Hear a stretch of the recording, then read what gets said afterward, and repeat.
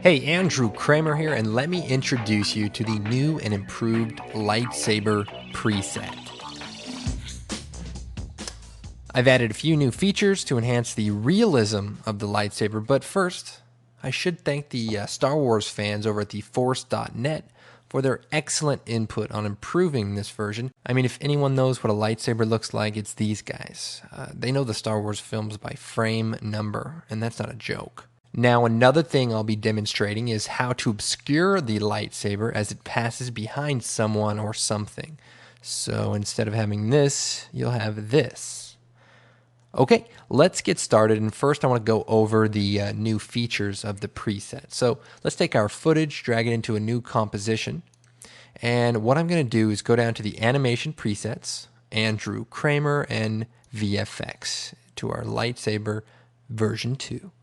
Now, to get these, what you want to do is download the presets from the website and take the Andrew Kramer folder and stick it in your effects and presets folder, and it'll show up here.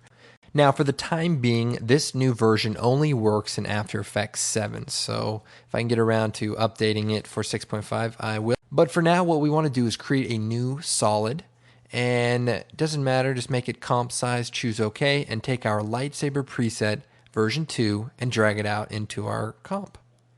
So now we have our new glow and all of our new features. So let me go ahead and go over them with you, and I'll just touch on the old features also so everyone can see where we're at. So firstly, if you select the name Saber Controls, you can then modify the start and end point of your lightsaber.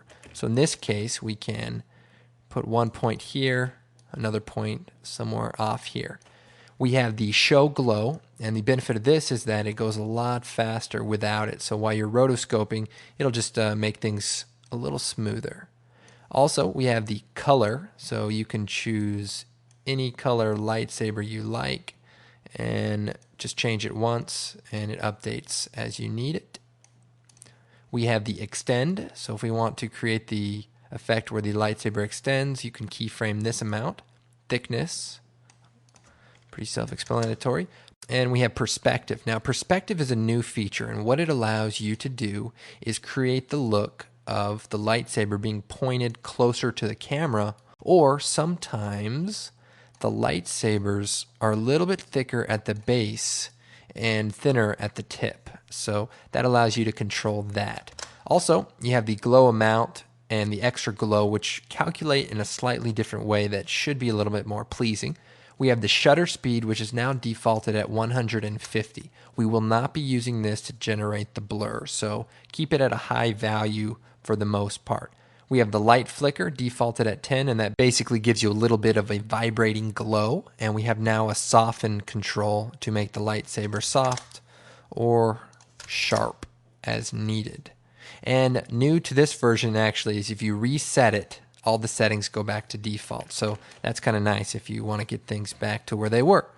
So remember, anything that says effects below it, do not touch, because that's kind of the operators for this expression. Also, it may show up as missing, but don't worry about it. That's just the way it works. Now, the main enhancement in version 2 is the way it renders the blur. In the old version, it was using some pretty complicated scripting that basically scaled up each end of the lightsaber based on the velocity of the points.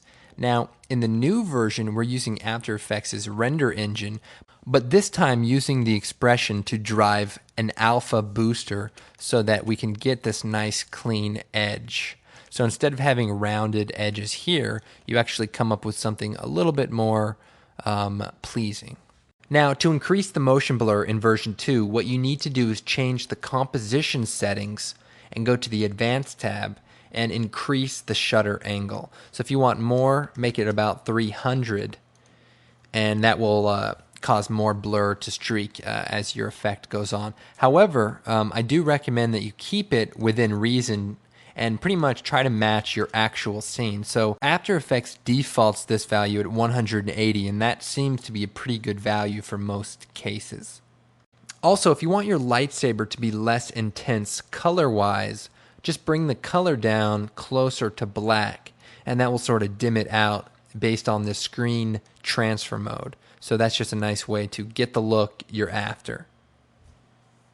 Okay, let's go ahead and start animating our lightsaber. So what I want to do is set a keyframe for the start and end position and basically just move these as needed across the entire animation. And you can hit page down and page up to cycle frame by frame as the animation goes on. Now, I will point out this. In the new version, it'll actually work better for you if you start from the end of the animation and work backwards. And the reason why is because it will calculate the motion blur and you'll be able to easily line up the lightsaber. So now before I move on, the new version uses After Effects' built-in motion blur. So make sure you turn the motion blur on for your saber layer as well as the composition. Then we're going to keyframe the start and end position at the end of the animation because it'll just work better. You can do it at the beginning, but you might be going back and forth a little bit more. And then I'm going to use page up and cycle through the animation. And what that's going to do is automatically show the blur per frame. And that way I can easily line it up because with the new version it's more accurate. However, the points don't necessarily go at the very beginning or the very end of the lightsaber because you want to compensate for the blur so that it's in between as the frames move on. So in this case, the end position is in line with the lightsaber. However, our blur is back timed. So what we want to do is move that forward so that it covers over the lightsaber. And that way it just looks a little bit better. We'll keep on moving through it and just make adjustments to each of the points as needed. Okay, now once you're done, you should have something like this. And that looks pretty good. And of course, you can go here and play around with the thickness if it's not covering the lightsaber completely, or play around with the glow if you need to. You also may want to change the layer's transfer mode to screen. And the screen mode just works a little bit better to make the lightsaber more realistic, according to the Star Wars fans. And come on, guys, they know what they're talking about. I mean, they have to, for how much time they spend watching these movies. Okay, so I'm going to hit 0. All right, so for the most part, that's how you're going to be doing your lightsabers with this technique. However, what if, let's go back to a blue saber. But what about when the lightsaber goes behind an object or a person or a thing? Well, no problem. What you need to do is create an obscure layer. So I'm going to create a new solid. And in this case, we'll just make it whatever color, make it comp size. And then shut the eye off for the layer. And let's go ahead and name these layers. So we'll call this blue saber and blue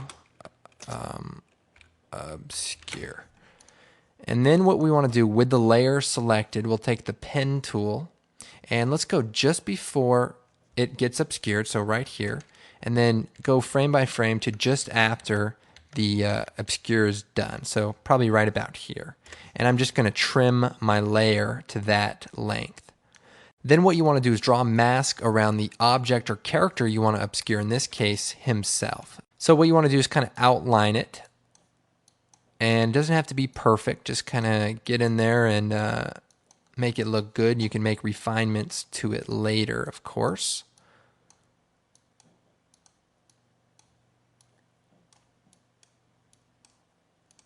And I'll just close it off.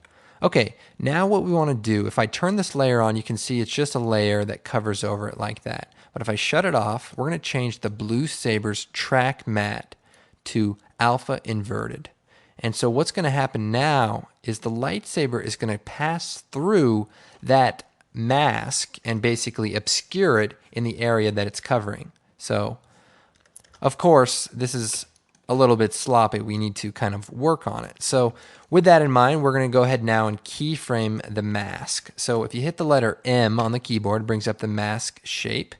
And what you want to do is just go in here and again, frame by frame, just go ahead and reposition the points once you set the stopwatch for the mask shape. And that will basically change it dynamically. So pretty much as you watch, and just move the points so that it looks good. And we can go through here again.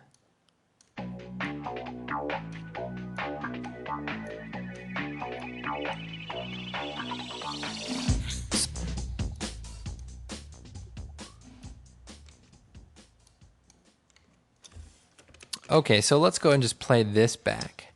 Now, this is a good way to do it.